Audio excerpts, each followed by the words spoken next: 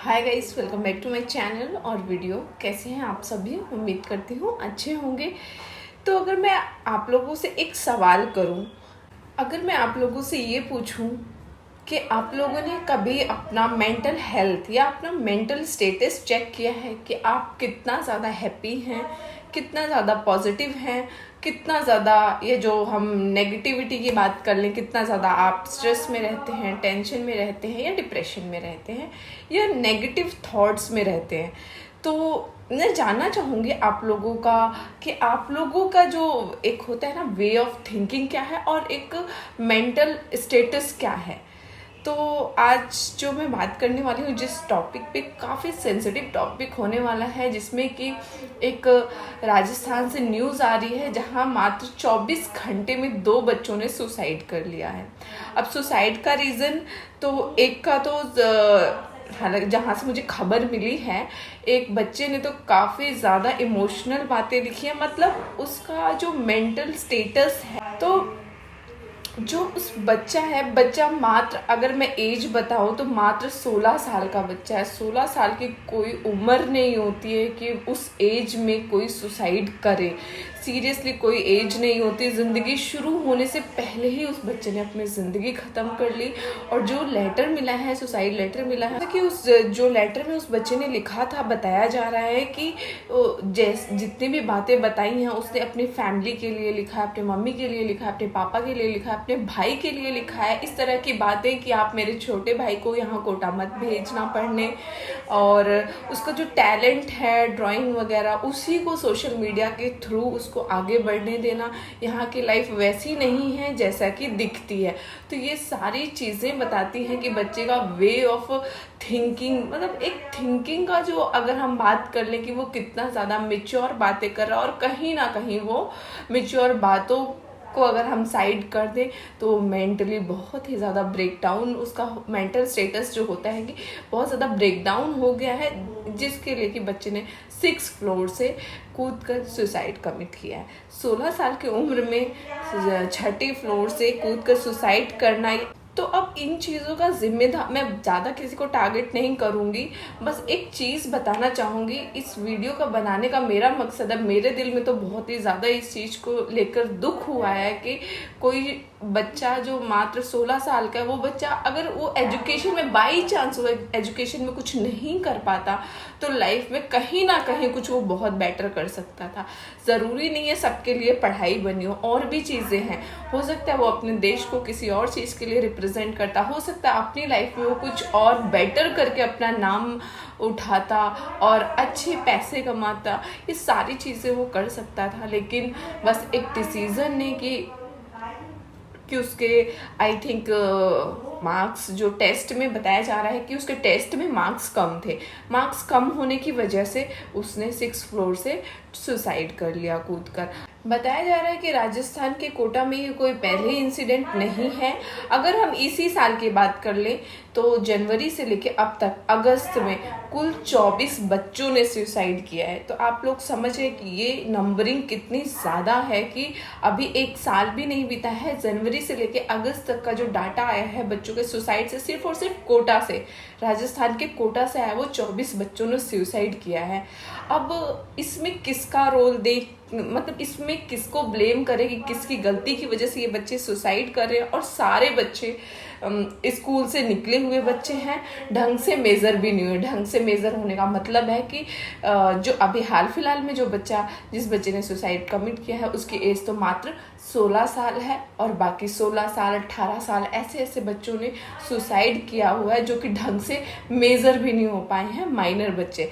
मेरा वीडियो बनाने का पर्पस सिर्फ इतना है कि बच्चे अगर डिप्रेशन में जाते हैं, सुसाइड करते हैं, इतना बड़ा स्टेप उठाते हैं, अपनी ज़िंदगी को ख़त्म करने का सोच लेते हैं, तो इसकी शुरुआत, मेरा ऐसा मानना है, कहीं ना कहीं सब घरों से तो मैं नहीं कहूँगी बट ज़्यादातर घरों से शुरू होता है। पेरेंट्स अच्छी कोचिंग दिलाते हैं, अच्छे पैसे लगाते हैं, तो वो एक्सपेक्ट करते हैं कि बच्चा बहुत अच्छा रिजल्ट लेकर आए। ऐसा मैं फिर से रिपीट करूँगी कि ऐसा सब घरों में नहीं होता है, लेकिन कुछ कंजर्वेटिव फैमिलीज ऐसा करती हैं कि अगर पैसा लगा दिया, बच्चे ने बैग पैक किया और बच्चा कहीं पढ़ने के लिए दूसरे स्टेट में निकला, तो उसके दिमाग में ये बता दिया जाता है कि आपको सिलेक्ट होकर ही आना है, आपको बनकर ही आना है। हमने तो पैसा ऐसे अरेंज किया है, इतने मुश्किल से अरेंज किया है, ऐसा है वैसा है, घर में ये प्रॉब्लम है वो प्रॉब्लम है, बहन की शादी करनी है, ये वो, इतने सारे प्रॉब्लम्स के साथ बच्चे को, इतनी सारी नेगेटिविटी के साथ बच्चे को भेजा जाता है। तो कहाँ से बच्चा अच्छा इम्प्लीमेंट करेगा अपनी लाइफ में, अपने स्टडीज़ को लेकर, या कहीं से भी कुछ अच्छा परफॉर्म करेगा? नहीं करेगा, क्योंकि आपने साइकोलॉजिकली उसको बीमार करके भेजा है अपने घर से ही, उसको हेल्दी वे में नहीं भेजा है। और ये चीज़ बहुत ज़रूरी होता है कि पेरेंट्स को अपने बच्चों को सपोर्ट करना चाहिए। सबसे पहला सबसे बड़ा सपोर्ट घर से ही मिलता है। बाहर की दुनिया से तो सब लड़ लेते हैं, लेकिन होता है ना कि अपनों से नहीं लड़ पाते हैं कई बार हम।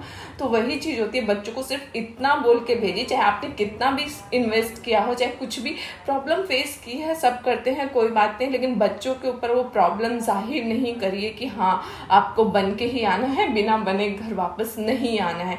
यही सारी चीज़ें चलती रहती हैं बच्चे के दिमाग में कि हमें बहुत अच्छा परफॉर्म करना है।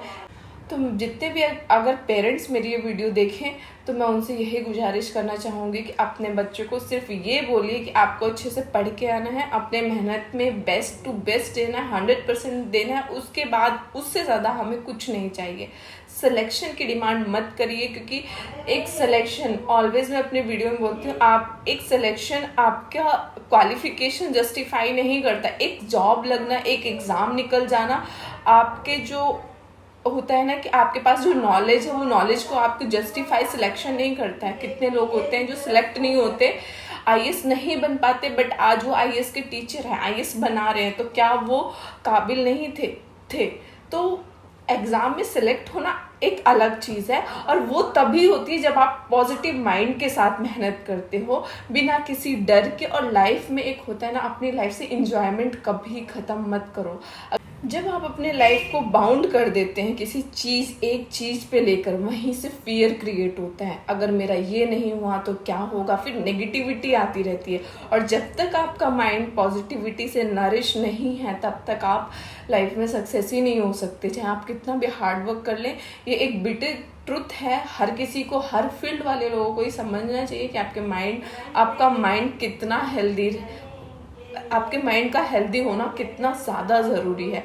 और दूसरी चीज़ मैं बात कर लूँ कि कई बार होता है कि अभी रिसेंट जो केस आए हैं, 16 साल के बच्चे ने सुसाइड किया है टेस्ट देकर।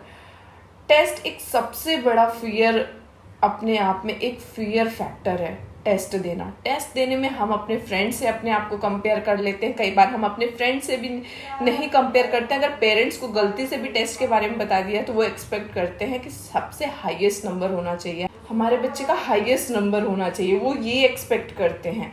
और कंपेयर करने लगते हैं, अपने बच्चे का छोड़ के फिर दूसरे का पूछने लगते हैं कि किसने टॉप किया, किसके हाईएस्ट नंबर। इन चक्करों में बच्चा बताता ही नहीं, और कहीं ना कहीं सही करता है। जब पेरेंट्स की ऐसी मेंटालिटी हो या गार्जियन की ऐसी मेंटालिटी हो तो हाँ, अवॉइड करना ही बेटर। तो कंपैरिजन भी अपने आप में एक नेगेटिविटी है बहुत बड़ी, कि हाँ उसने टॉप किया, उसके अच्छे नंबर हैं, मेरे नहीं हैं। तो ये सच में अपने आप में एक बहुत गलत चीज़ है। दूसरों से ना अपने बच्चों को कंपेयर करें, ना बच्चों को खुद को भी अपने आप में किसी से कंपेयर करना चाहिए। ठीक है, अगर कोई अच्छा परफॉर्म करे तो आप कोशिश करिए, एक हेल्दी वे में उसको बीट करने की कोशिश करिए कि हाँ मैं अपनी मेहनत और पॉजिटिविटी से ही उन चीज़ों को पाया जा सकता है जो आप सोचें। आप किसी को बीट करने की सोच रहे हैं, अपने फ्रेंड से या क्लास में किसी से भी आप हाईएस्ट होना चाहते हैं, तो आपको मेहनत करके लाना होगा, जेलस होके या किसी के साथ कुछ गलत एक्टिविटी करके नहीं। ये चीज़ें कभी नहीं करनी होती है, और कहीं ना कहीं ये चीज़ें अच्छी भी नहीं हैं, मॉरली और लीगली दोनों तरीके से देखा जाए तो सबसे बेस्ट तरीका है अपने आप को ऑलवेज पॉजिटिव रखिए, दूसरों से कंपेयर मत करिए। और एक लास्ट चीज़ और मैं चाहती हूँ कि जितने भी कोचिंग इंस्टीट्यूट्स होते हैं और स्कूल कॉलेज कुछ भी होता है, वहाँ पर ना एक आजकल क्योंकि डिप्रेशन बहुत ज़्यादा होता जा रहा है, लोगों में, चलो वो तो बच्चे हैं, उनका तो अभी माइंड उतना हो सकता है, उनको लाइफ का इतना एक्सपीरियंस नहीं होता है। जब हमें लाइफ का एक्सपीरियंस होता जाता है, हम चीज़ें फेस करते जाते हैं प्रॉब्लम्स को, तो हम मेंटली स्ट्रांग बनते जाते हैं। लेकिन अगर कोई बच्चा जो माइनर सुसाइड कर रहा है, तो उसने उतना लाइफ का एक्सपीरियंस नहीं लिया है, तो कहीं ना कहीं कमज़ोर है। तो उसको बहुत ज़्यादा साथ की ज़रूरत होती है, और उसको उस फेज से निकालिए, प्रॉब्लम से उसे लड़ना सिखाइए, ताकि वो मेंटली स्ट्रांग बन सके। और एक कोचिंग इंस्टीट्यूट में ये नहीं होना चाहिए कि सिर्फ आप फीस ले लें, कोर्स कंप्लीट करवा दें और उसके बाद बस ख़त्म। कोचिंग इंस्टीट्यूट वालों को भी फेमिलियर होना पड़ेगा, बच्चों को अपना एक जैसा घर में गार्जियन परिवार की तरह रखते हैं ना, परिवार समझना होगा और उसी तरीके से बच्चों को ट्रीट करना होगा। के साथ उनको, जैसे कि एक होता है ना कि मोटिवेशनल क्लासेस रखनी चाहिए, एक दो ऐसे टीचर रखने चाहिए जो काफ़ी पॉजिटिव हों, पॉजिटिव बातें करें, बच्चों को नेगेटिविटी से दूर रखें। कोई भी उनको प्रॉब्लम होती है, उनको प्रॉब्लम को as a parents, not a teacher, as a parents उनको समझे, जैसे अपने माँ बाप बच्चों को समझते हैं। और साथ ही साथ कुछ ऐसी क्लासेस वगैरह रखनी चाहिए, एटलीस्ट वीक में एक दिन तो रखना ही चाहिए, कि जहाँ पर बच्चे इंजॉय कर सकें। एक तरीके से उनका फन डे रखना चाहिए, कि वहाँ पे वो सिर्फ उस दिन कोई पढ़ाई ना हो, मौज मस्ती हो, बच्चे चिल कर सकें, फन कर सकें। अब ये किसी भी तरीके से हो सकता है, लाइक डांस वगैरह, कुछ इस तरीके से छोटी मोटी पार्टी रख लो बच्चों के ही बीच, जिस भी तरीके से बच्चे थोड़ा खुश रह सके। खुश रहना बहुत ज़रूरी है। आजकल लोग मेहनत कर रहे हैं और रिजल्ट नहीं मिलता, तो धीरे धीरे वो डिप्रेशन में जा रहे होते हैं, और वो समझ ही नहीं पाते कि वो डिप्रेशन में जा रहे हैं, और लास्ट स्टेज उनको सिर्फ सुसाइड जैसा समझ में आता है, जो कि बहुत गलत है। ये बहुत ही गलत और शर्मनाक घटना है अपने आप में, जिसको कि सबको इस बारे में सोचना चाहिए। तो बस आज के वीडियो में इतना ही, मिलते हैं नेक्स्ट वीडियो में। खुश रहिए, मस्त रहिए, बाय।